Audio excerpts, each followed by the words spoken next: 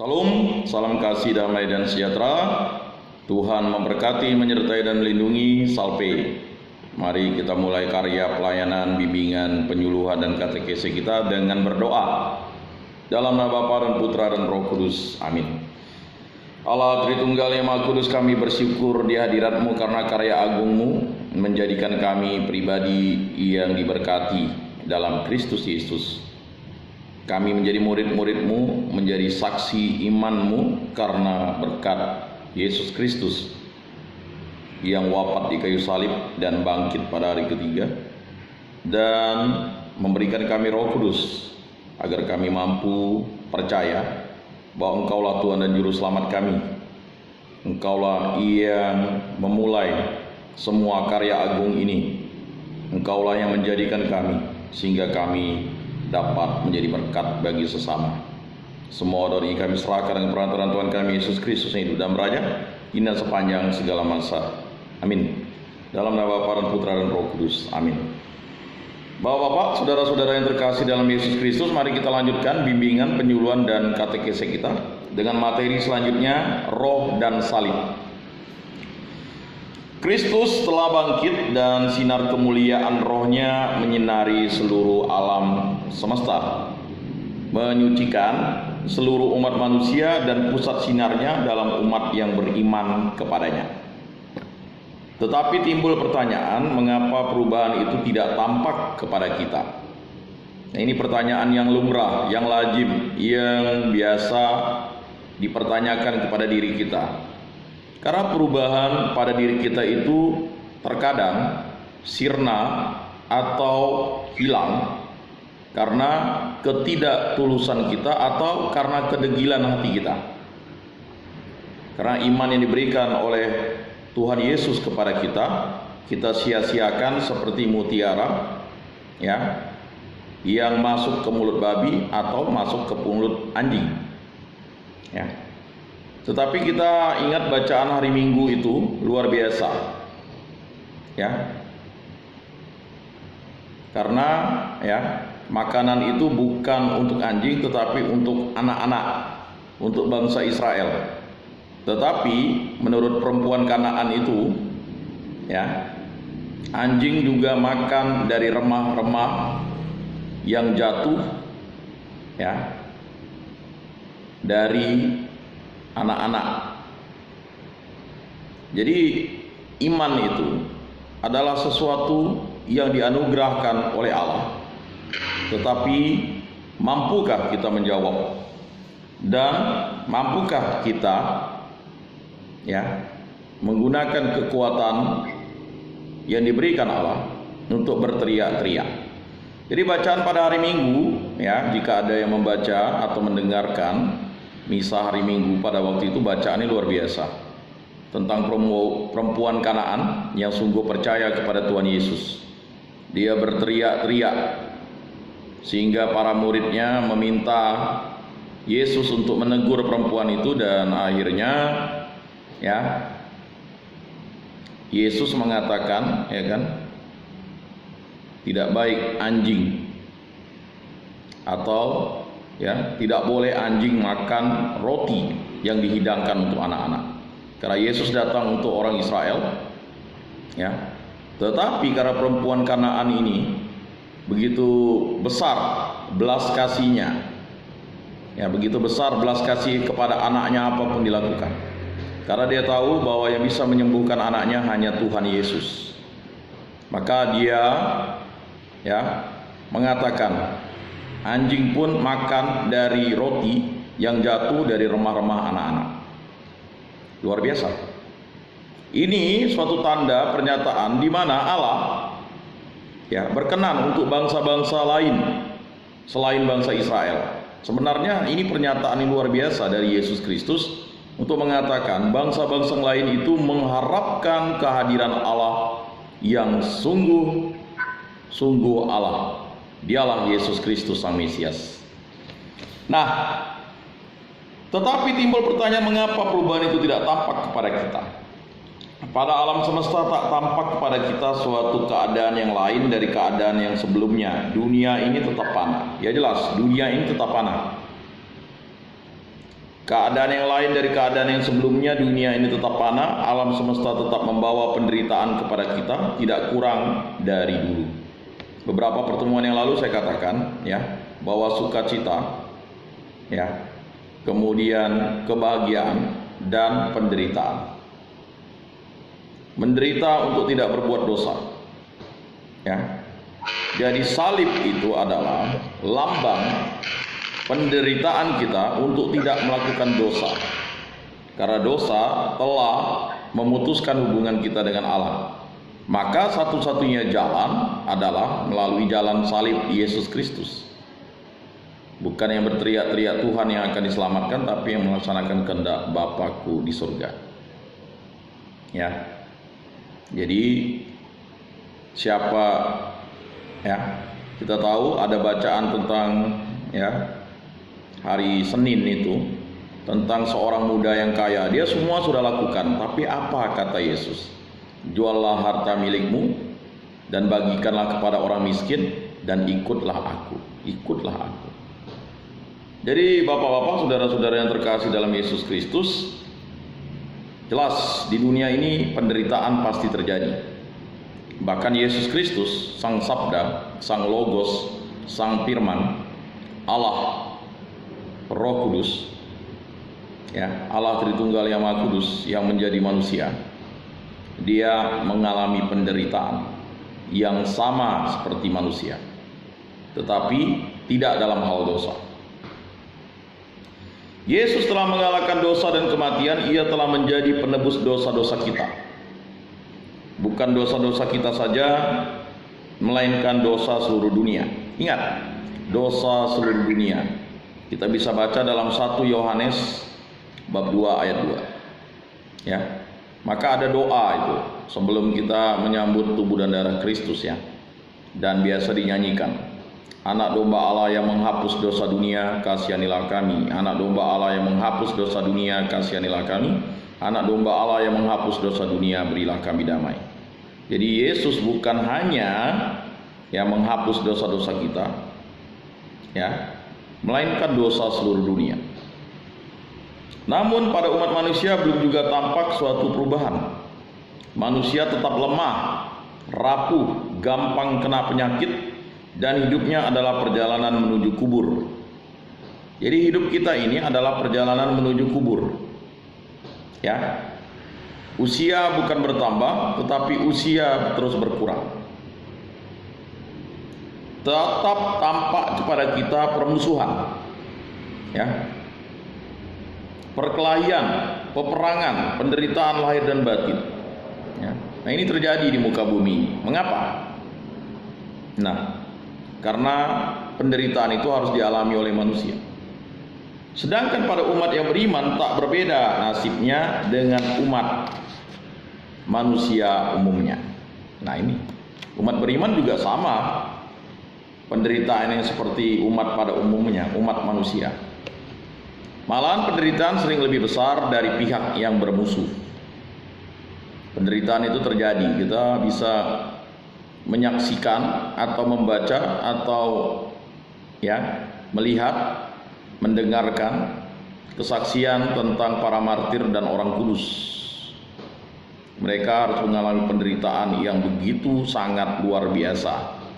Penderitaan yang tidak dialami umat manusia tetapi dialami oleh umat Allah. Untuk apa penderitaan itu terjadi? Karena Yesus memberikan damai dan sejahtera. Tetapi ingat, ya, damai dan sejahtera yang diberikan Yesus itu ditempuh dengan jalan salib, penderitaan. Mengapa? Karena penderitaan itu harus dialami oleh setiap kita pengikut Kristus, supaya kita bersukacita dalam Kristus, bergembira dalam Kristus, dan dimenangkan oleh Kristus Yesus, dibebaskan dari belenggu dosa. Karena kita sudah dimerdekakan.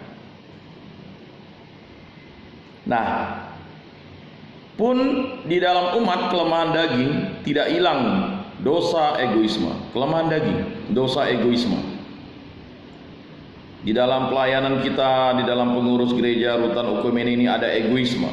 Saya bisa organis, saya bisa keyboard, saya bisa baca lebih bagus, saya bisa berkhotbah lebih baik. Saya bisa berdoa, ya kan, dengan kata-kata yang tersusun rapi. Itulah dosa egoisme. Mengapa saya harus hadir di sini? Lebih bagus saya kerja saja di luar, tidak diomel orang. Itu dosa egoisme. Mengapa orang tidak datang ke gereja? Karena takut diomel oleh hamba Tuhan, katanya. Itulah yang membuat kita tahu bahwa itu dosa egoisme. Dosa egoisme itu terjadi dalam diri kita. Kita menganggap pelayanan kita lebih baik daripada pelayanan kawan kita. Kita menganggap gereja kita lebih baik daripada gereja kawan kita. Ya. Mengapa terjadi? Karena dosa egoisme. Nah, dosa egoisme ini adalah kelemahan daging yang harus dialami oleh manusia. Bahkan kita sering membanding-bandingkan. Nah, akibat membanding-bandingkan itu kita menjadi sombong. Nah, itulah kejatuhan manusia. Di mana kelihatan pengaruh roh?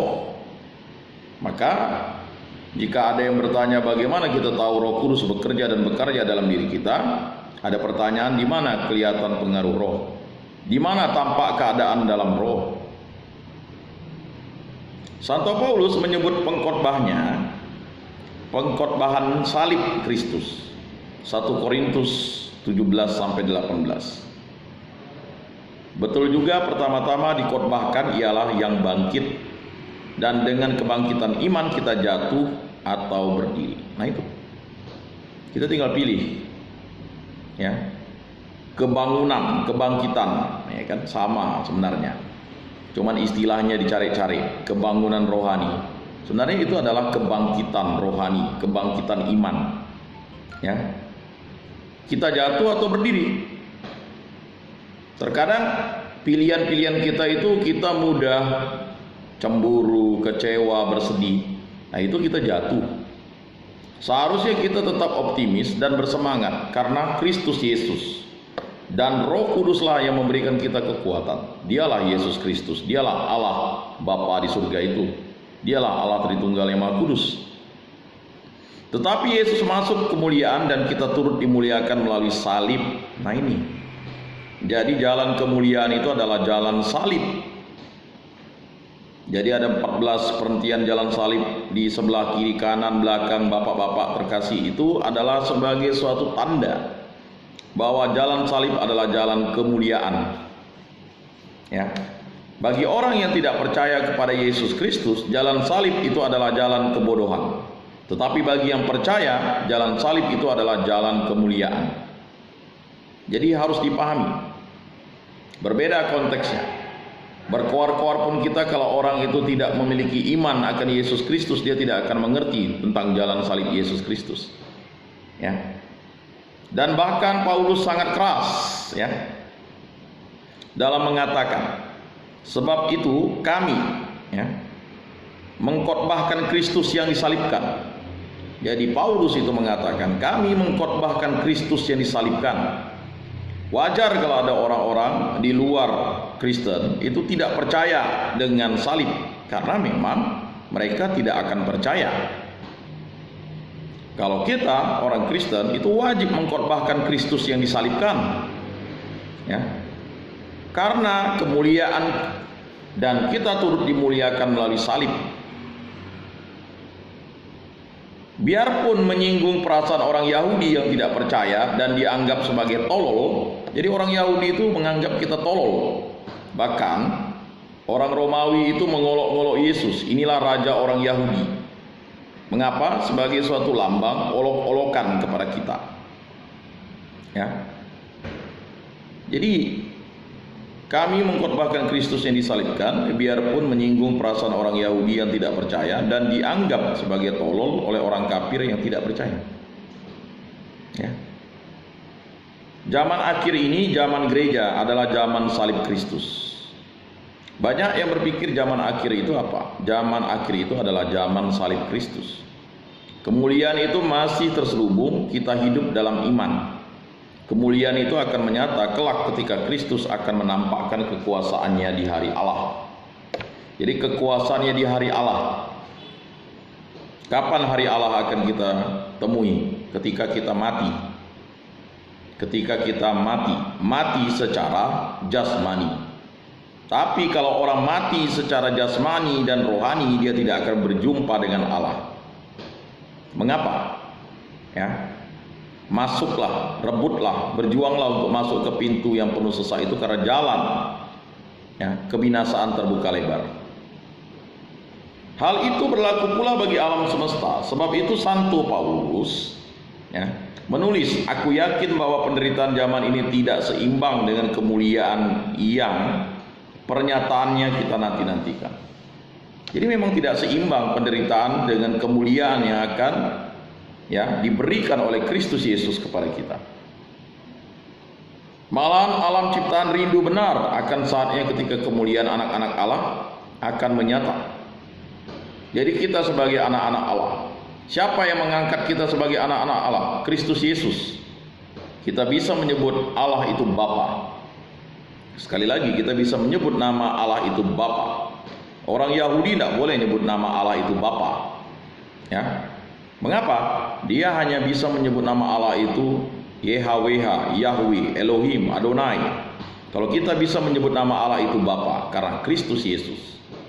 Supaya kita dekat dengan Bapa, maka kita harus mengikuti jalan salib Yesus Kristus, mengimani Yesus Kristus, dan mengikuti kehendak Roh Kudus agar kita dibimbing untuk setia kepada Allah Bapa di surga.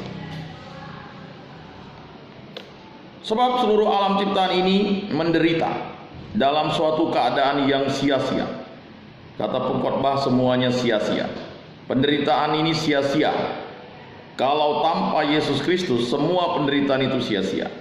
Maka Paulus bersyukur dan kita bersyukur karena kita menderita bersama Kristus.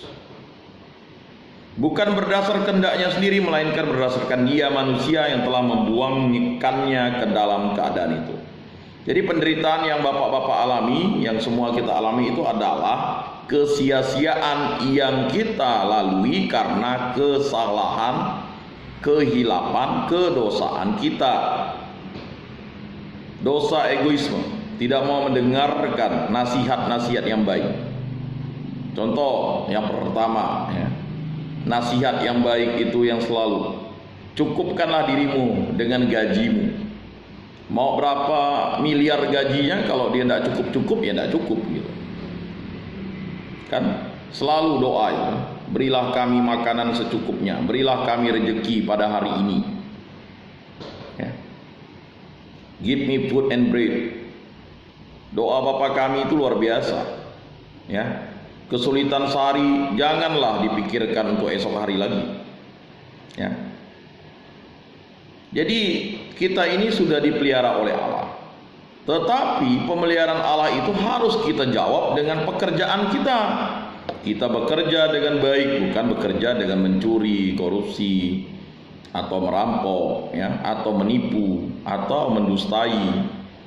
Tetapi kita bekerja, usaha dan pelayanan yang baik dan benar.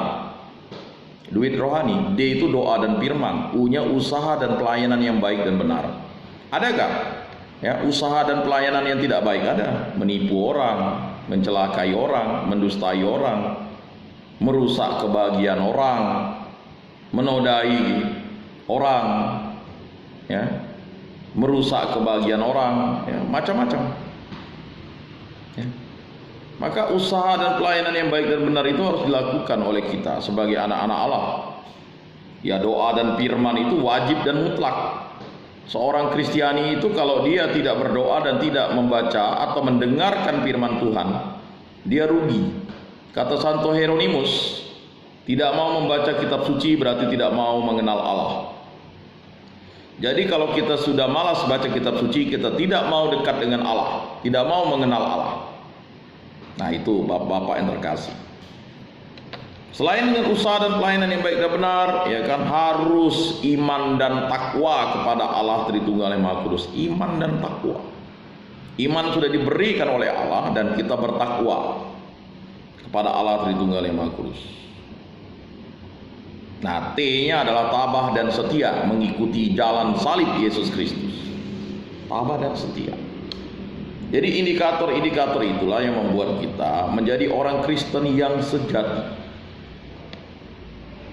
Nah, kemuliaan itu tidak sebanding dengan penderitaan yang kita hadapi di dunia ini. Jadi penderitaan di dunia itu ya adalah kesia-siaan, tetapi kemuliaan bersama Allah adalah ya selama-lamanya. Bukan berdasar kehendaknya sendiri, ingat itu ya. Tetapi ia menaruh harapan supaya ia juga akan dibebaskan dari perbudakan kepanakan atau kepanaan untuk masuk ke dalam kemerdekaan sinar kemuliaan dari anak-anak Allah. Ya. Jadi Bapak-bapak yang terkasih dalam Yesus Kristus, sinar kemuliaan. Nah, sinar kemuliaan itu siapa? Dialah Allah Tritunggal yang Maha Kudus. Ya. Raja semesta alam, Raja Agung yang sungguh luar biasa.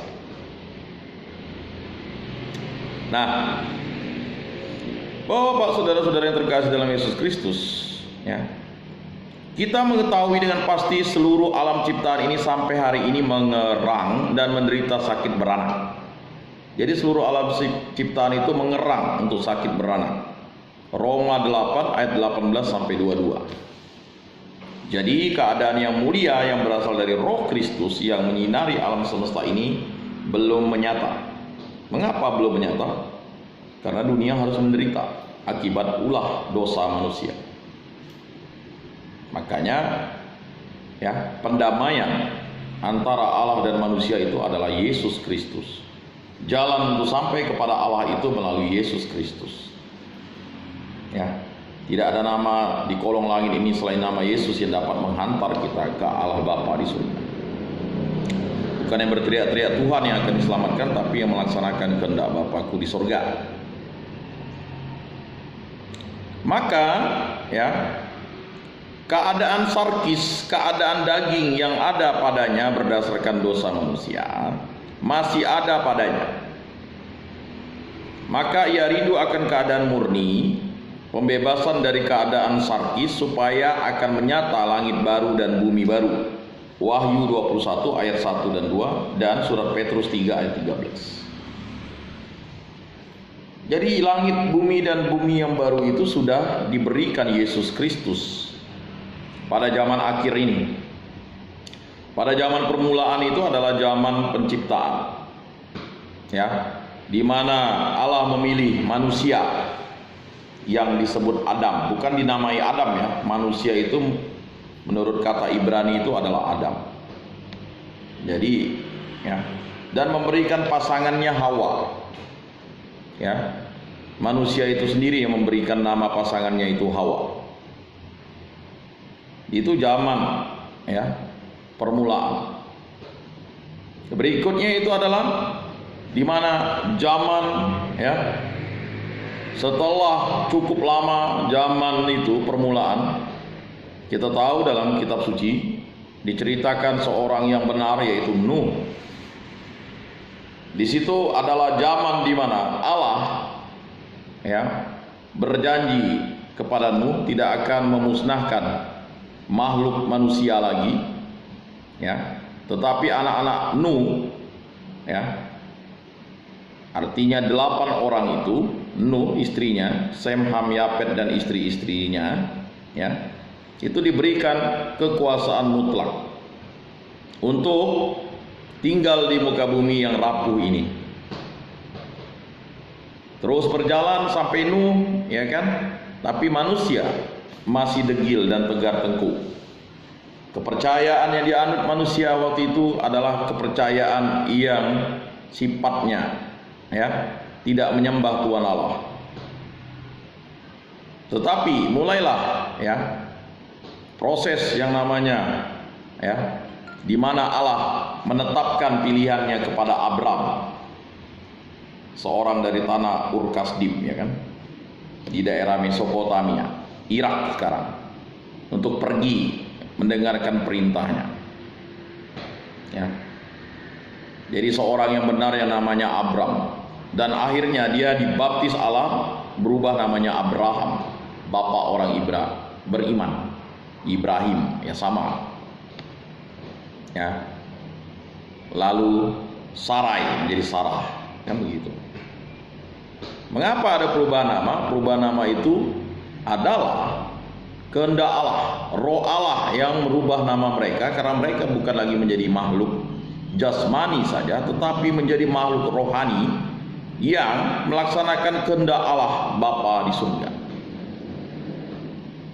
Sehingga Abraham yang mengikuti kehendak Allah, ya, dan sangat percaya Allah, apapun yang diperintahkan Allah dilakukan sampai mengorbankan Ishak. Tetapi Allah tahu bahwa Abraham bapa orang beriman, maka Abraham mendapat, ya kan, kebajikan dari Allah dengan mengganti anaknya dengan domba. Sehingga Ishak, ya, adalah lambang kesetiaan Abraham, ya. Tetapi Allah memberikan anak domba. Dan inilah anak domba itu adalah, ya, pemberian Allah. Dan Allah memberikan dirinya untuk menghapus dosa manusia. Anak domba Allah yang menghapus dosa dunia. Kasihanilah kami, anak domba Allah yang menghapus dosa dunia, kasihanilah kami. Anak domba Allah yang menghapus dosa dunia, berilah kami damai. Terus berjalan sampai ke Ishak. Maka disebut Allah Abraham ala Ishak. Lalu muncullah Yakub ala Abraham ala Ishak ala Yakub. Mengapa Ishak itu tidak berubah namanya? Karena dia sudah mendapat berkat dari Allah melalui baptisan yang luar biasa. Setelah dikerat kelaminnya, dia juga dibaptis dengan suatu lambang pengorbanan. Sehingga Ishak ini adalah lambang, ya, monogami. Ya, jadi harus dipahami itu. Ishak itu satu saja istrinya, Ribka, dan dua saja anaknya, Yakub dan Esau. Nah itu. Jadi jangan bertanya, orang perjanjian lama itu banyak yang kawin lebih dari satu. Itu hanya pembenaran saja. Tetapi lihat Ishak, ya, memang singkat, tetapi Ishak ini, ya, merupakan lambang kesetiaan Abraham dan lambang kesetiaan Ishak. Ya. Karena kita tahu sebenarnya Abraham tidak mau untuk, ya, memiliki yang namanya, ya, gundiknya Hagar itu, tetapi karena perintah istrinya. Nah, harus dipahami perintah istrinya. Karena istrinya sadar, Sarah, bahwa dia mandul. Tetapi karena perintah Allah dan kehendak Allah, usia 90, ya kan, Sarah itu bisa hamil. Abraham hampir 100 waktu memiliki Ishak. Nah, itu harus dipahami. Sehingga, ya kan, Abraham meminta hambanya untuk memilih seorang perempuan yang berasal dari, ya kan,